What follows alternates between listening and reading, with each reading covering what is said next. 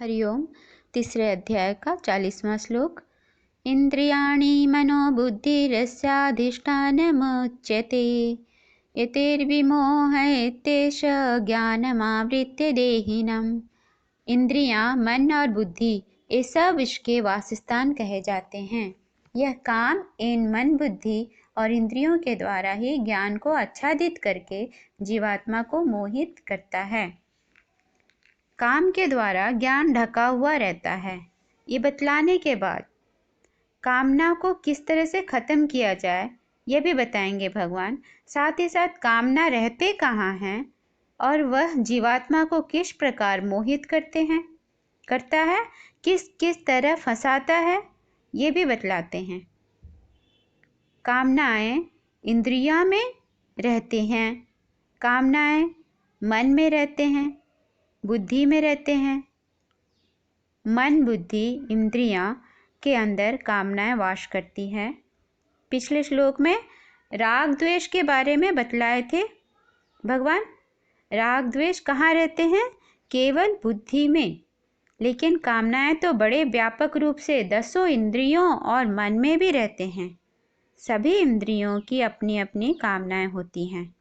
आँखों को देखने की कामना, कानों को सुनने की, जीभ को चखने की, स्वाद लेने की। और आपको तो पता ही है कि एक विषय की भी कामना हो तो वो कामना उस जीव को मार डालता है। ये काम मनुष्य के मन, बुद्धि और इंद्रियों में प्रवेश करके उसकी विवेक शक्ति को बिल्कुल नष्ट कर देता है और भोगों में सुख है ऐसा दिखलाकर जीवात्मा को पापों में प्रवृत्त कर देता है, जिससे मनुष्य का तो अधःपतन हो जाता है। लेकिन पशु जगत में तो ये काम उसे मार ही डालता है। जैसे अली पतंग मृग मीन गज एक एक रस आँच, तुलसी तिनकी कौन गति जिनको व्यापे पाँच। यानी अली यानी भ्रमर, पतंगा, मृग, मीन, गज, इन सब के एक एक विषय ही इनकी जान ले लेते हैं। तो यहाँ तुलसी बाबा कहते हैं कि उसकी क्या गति होगी जिनको 5 विषय की कामनाएं रहती हैं। कहाँ रहती हैं? जीवात्मा के मन में, बुद्धि में, इंद्रियों के अंदर, जो विषय भोगों में फंसाकर जीवात्मा को सच्चे सुख के मार्ग से भ्रष्ट कर देती है और उसके ज्ञान को ढककर मोहित कर देता है। मोह में संसार समुद्र में बार बार डालता रहता है। परमात्मा की प्राप्ति रूप जो वास्तविक मार्ग है, इस संसार समुद्र में से उबारने का उस रास्ते से भटका कर जीवात्मा के अमूल्य मनुष्य जीवन का नाश कर डालती है। इसलिए भगवान अर्जुन को काम का नाश किस प्रकार हो इसकी आज्ञा देते हुए 41वें श्लोक में कहेंगे, तस्मात् त्वमिन्द्रियाण्यादो नियम्य भरतर्षभ, पाप्मानं प्रजह्योनं ज्ञान विज्ञान नाशनम। इसलिए हे अर्जुन, तू पहले इंद्रियों को वश में करके इस ज्ञान और विज्ञान का नाश करने वाले महान पापी काम को अवश्य ही बलपूर्वक मार डाल। यहाँ भगवान कहते हैं सबसे पहले तुम अपने इंद्रियों को वश में करो, क्योंकि इसके जो वासस्थान हैं काम के, उन्हें रोक लेने से ही इस काम रूप शत्रु को मारने में आसानी होगी। तो पहले इंद्रियों को, फिर मन को, फिर मन को भी अपने वश में कर लेना चाहिए। होता क्या है, पहले जो इंद्रियां हैं यानी ज्ञानेंद्रियां की चर्चा चल रही है यहाँ पर। दूसरी जो प्रतिक्रिया करने वाली मन है, जो प्रतिक्रिया करती है। तीसरी बुद्धि है। कहा जाता है इंद्रियों से सूक्ष्म मन होता है, मन से सूक्ष्म बुद्धि होता है और बुद्धि से सूक्ष्म आत्मा होता है। तो सबसे पहले इंद्रियों को लेंगे। आँखों में कामना है देखने की, मन की कामना है प्रतिक्रिया करने की। लेकिन जैसे जैसे इंद्रियों को वश में करेंगे वैसे वैसे मन भी वश में होता जाएगा।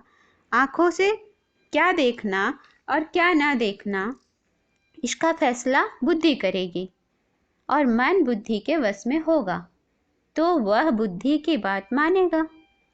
अच्छा बुरा, शुभ अशुभ, पाप पुण्य में क्या क्या भेद है यह बुद्धि जानती है, बशर्ते कि वो जानती हो।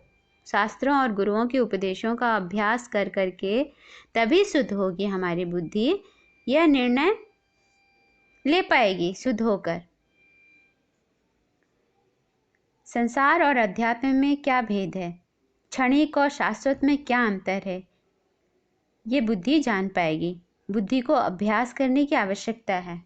जन्मों जन्म के संस्कार हमारे अंदर पड़े हुए हैं। जब हम भ्रमर बने तो हमें सूंघने की बड़ी ललक थी, इसीलिए हम फूलों की खुशबू सूंघते सूंघते बेसुध होकर उस कमल के अंदर ही फंसकर मर जाते थे। जब पतंगा था तब आंखों में देखने की बड़ी ललक थी, रोशनी की, और आकर्षित होकर उस अग्नि में भस्म हो गया। जब मृग था तो सुनने की बड़ी ललक थी, शिकारी की बांसुरी सुनते सुनते जाल में जा फंसा। जब हाथी था तब हथीनी के स्पर्श की बड़ी तृष्णा थी। तो यहाँ कहने का भाव यह है कि जन्मों जन्म का संग्रह या संस्कार कह लें, जो अभी भी हमारे इंद्रियों के अंदर लेकर हम आए हैं। जैसे इंद्रियां मिली वैसे ही कामनाएं भी लेकर आए हैं। मन प्रतिक्रिया करने की आदत भी, मन की जो प्रतिक्रिया की आदत है वो भी जन्मों जन्म से है। कहीं कोई बात हुई नहीं कि मन अपना प्रतिक्रिया देने से चूकता नहीं है। बुद्धि के अंदर भी जन्मों जन्म से भेद करने की बुद्धि है। तो बुद्धि को ही बढ़ाने वाली चीज़ है, बुद्धि ही बढ़ाने वाली चीज़ है। इंद्रियां और मन तो बुद्धि के इशारे पर कम और ज़्यादा होते रहते हैं, और बुद्धि मन और इंद्रियों से सूक्ष्म है, इसीलिए विकास बुद्धि में हो सकता है। हमें बुद्धि के अधीन ही रहना चाहिए, लेकिन संसार में तो हम इंद्रियों के अधीन रहते हैं।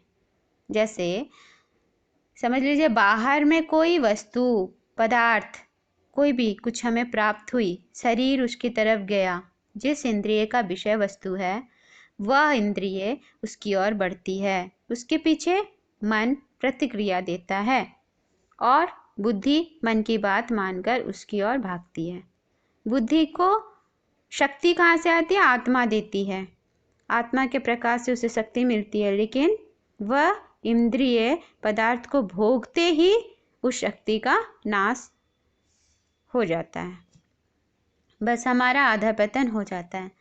जब तक इस क्रम से हम जीवन को जिएंगे तब तक हमारा उद्धार नहीं हो सकता। शक्ति अनंत आत्मा से आती है बुद्धि में, बुद्धि से मन में, मन से शक्ति इंद्रियों की तरफ जाती है, इंद्रियां उस वस्तु पदार्थ की ओर जाती है। तो जो भी शक्ति अनंत आत्मा से आई थी वह वस्तु को भोग करके नष्ट हो जाती है। इसे ही उल्टे क्रम में करना चाहिए।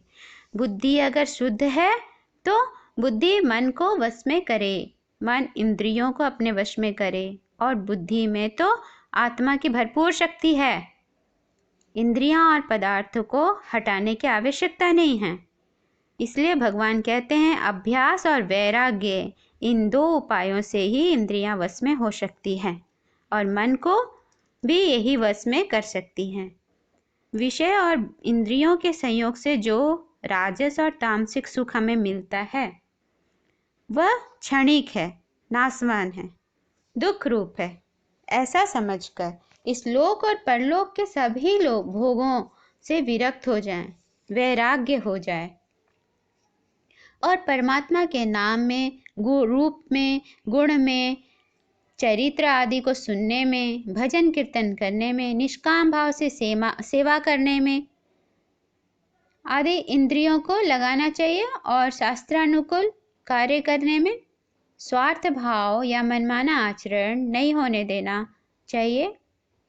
इस तरह से अभ्यास करना है। इस तरह के अभ्यास इंद्रियों और मन को वश में किया जा सकता है। यहाँ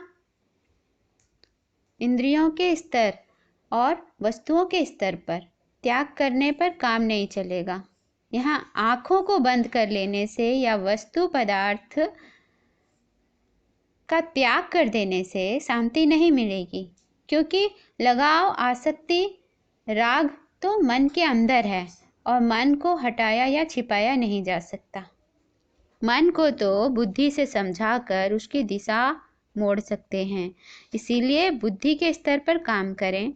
किसी श्रेष्ठ के प्रति राग, आसक्ति करेंगे तो मन भी उधर जाएगा और इंद्रियां भी स्वयं उस ओर खींचे चले आएंगे। भगवान काम को ज्ञान और विज्ञान दोनों का नाश करने वाला कहते हैं। ज्ञान किसे कहते हैं? भगवान के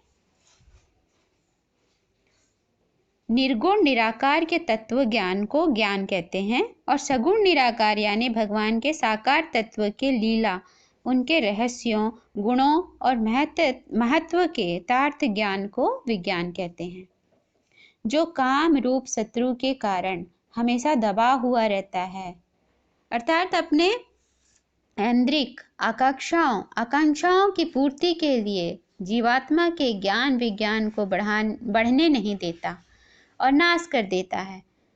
नाश यानी एक तो ज्ञान विज्ञान को बुद्धि में प्रकट ही नहीं होने देता और दूसरा ज्ञान विज्ञान का अभाव ही कर देता है।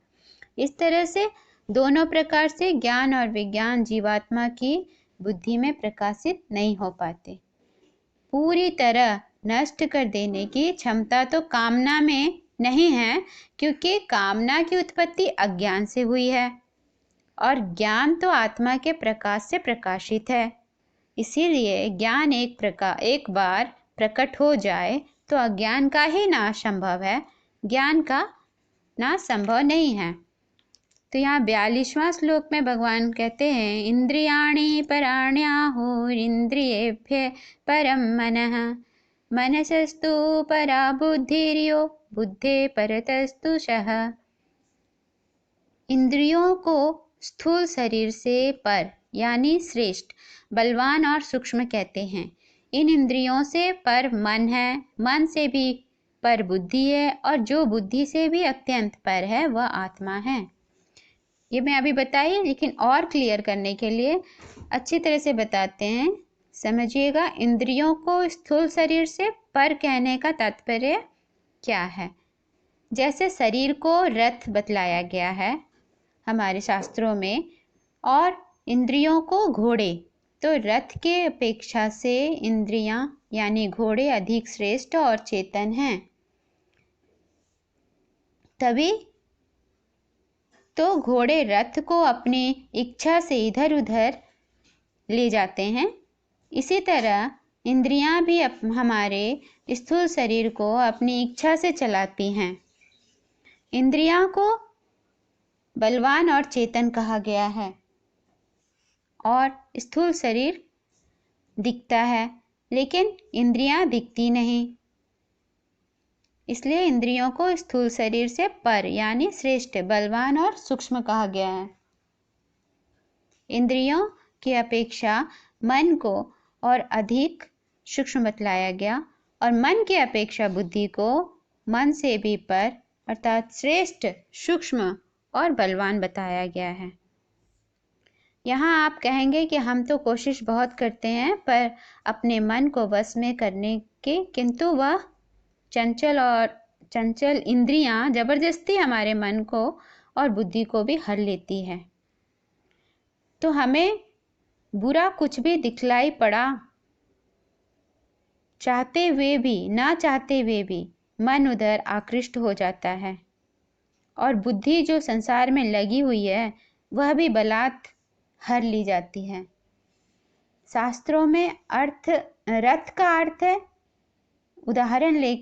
रथ का उदाहरण लेकर समझाया जाता है कि आत्मा रथी है जो रथ में बैठा है, बुद्धि उसका सारथी है, रथ चलाने वाला, और शरीर रथ है, मन लगाम है, इंद्रियां घोड़े हैं और रूप रस गंध स्पर्श और शब्द यह विषय यानी मार्ग हैं। जिस रास्ते पर हमारा रथ जा रहा है तो अच्छी तरह से समझें, रथी यानी आत्मा के कंट्रोल में बुद्धि यानी सारथी है और बुद्धि के कंट्रोल में मन यानी लगाम है, और मन के कंट्रोल में इंद्रियां को यानी घोड़ों को होना चाहिए। तभी हमारी इंद्रियां हमारे यानी आत्मा के वश में रहेंगी, तो गलत मार्ग पर जाएंगे ही नहीं। फिर भी जिस व्यक्ति का बुद्धि रूपी सारथी ही अज्ञानी है, कभी सत्संग नहीं किया, अच्छे बुरे का जिसकी कोई ज्ञान नहीं है, ऐसी बुद्धि मन को क्या वश में करेगी? वह तो स्वयं मन के वश में होकर अपना पतन कर लेगी। ऐसे जीवात्मा रूपी रथी के इंद्रिय रूप जो घोड़े होंगे, वो भी दुष्ट उच्छृंखल होकर अपने मनमाने विषयों में फंसकर रथ को गड्ढे में डाल देंगे ही। जब तक बुद्धि, मन और इंद्रियों पर जीवात्मा का आधिपत्य नहीं होता, तब तक जीवात्मा मन बुद्धि के अधीन रहता है। यानी इंद्रियां पहले मन को विषय सुख का लालच देकर उसे अपने अनुकूल बना लेती है। मन और इंद्रियां मिलकर बुद्धि को अपने वश में करते हैं, और ये सब मिलकर आत्मा को भी अपने वश में कर लेते हैं। लेकिन वास्तव में तो इंद्रियों की अपेक्षा मन की अपेक्षा बुद्धि और सबकी अपेक्षा आत्मा ही बलवान और श्रेष्ठ है।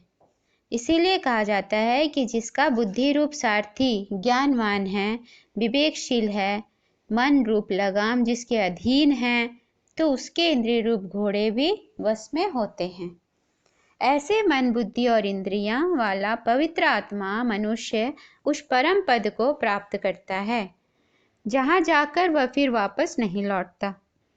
आत्मा सबका आधार है, कारण है, प्रकाशक और प्रेरक है। यहाँ तक कि आत्मा अति सूक्ष्म, व्यापक, श्रेष्ठ और बड़ा बलवान होने के कारण इसे अत्यंत पर कहा गया है। मनुष्य यदि अपने आत्मबल को जान जाए तो वह बुद्धि, मन और इंद्रियों को अपने वश में करके कामनाओं को मार सकता है। अब 43वें श्लोक में भगवान कहते हैं, 43 श्लोक में, एवं बुद्धे परम बुद्धत्वा संस्तभ्यात्मानमात्मना जहि शत्रु महाबाहो काम रूपम दुराशदम। इस प्रकार बुद्धि से पर अर्थात सूक्ष्म, बलवान और अत्यंत श्रेष्ठ आत्मा को जानकर और बुद्धि के द्वारा मन को वश में करके, हे महाबाहो, तू इस काम रूप दुर्जय शत्रु को मार डाल। सभी मनुष्यों का ज्ञान जन्मों जन्म से अज्ञान के द्वारा ढका हुआ है, तभी तो सब कुछ जानते समझते हुए भी लोग आत्मा को सबसे श्रेष्ठ नहीं मानते। बातों बातों में ही कह उठते हैं कि हमारे समझ में नहीं आता यह आत्मा वात्मा, या फिर कहना आसान है करना बड़ा कठिन है, इस तरह से बातें बनाते हैं। तो आप ही बतलाइए आसान क्या है? कठिन है यह तो आसान क्या है? क्या बार बार 84 के चक्कर में गिरना आसान है, या बार बार इस सुख दुख भरी संसार में जीवन सुख से जीवन जीना आसान है? वह भी तो आसान नहीं है। तो क्यों नहीं शास्त्रों महापुरुषों की बात मान ली जाए। वैसे आत्म तत्व बहुत ही गूढ़ बात है तो गूढ़ तो है, किंतु महापुरुषों के द्वारा समझाए जाने पर कोई बहुत सूक्ष्मदर्शी मनुष्य ही इसे समझ सकता है, और कोई उपाय भी नहीं है। इसीलिए आपको समझना ही पड़ेगा। उपनिषदों में कहा गया है, सब भूतों के अंदर छिपा हुआ यह आत्मा उनके प्रत्यक्ष नहीं होता, केवल सूक्ष्मदर्शी पुरुष ही अत्यंत तीक्ष्ण और सूक्ष्म बुद्धि के द्वारा इसे प्रत्यक्ष कर सकते हैं। यहाँ भगवान अर्जुन को महाबाहो कहते हैं, अर्थात बड़ी भुजा वाले बलवान। यानी अर्जुन को भगवान आत्मा के अनंत बल की याद दिला रहे हैं और कहते हैं, स्वयं में जब तुम्हें कोई मारने जब तुम्हें काम को मारने में समर्थ शक्ति संपन्न मानकर आज्ञा दे रहा हूँ। मतलब परमात्मा भगवान खुद कहते हैं कि स्वयं मैं जब तुम्हें काम को मारने में समर्थ शक्ति संपन्न मानकर आज्ञा दे रहा हूँ, तब काम चाहे कितना भी दुर्जय क्यों ना हो, तुम उसे आसानी से मारकर उस पर विजय प्राप्त कर सकते हो।